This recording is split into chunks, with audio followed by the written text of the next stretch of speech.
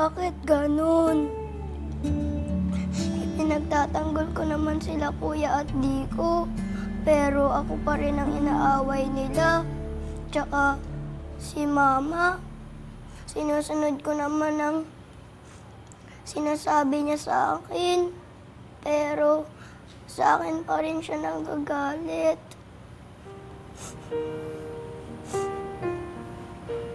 Gertrude, tandaan mo na special children ang mga kuya mo. Mas nakakaintindi ka sa kanila.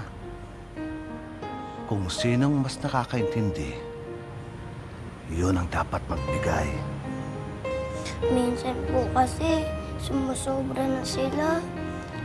Tsaka po, ako lang lagi nag-iintindi sa kanila. Ako, kailan kaya nila ako iintindihin?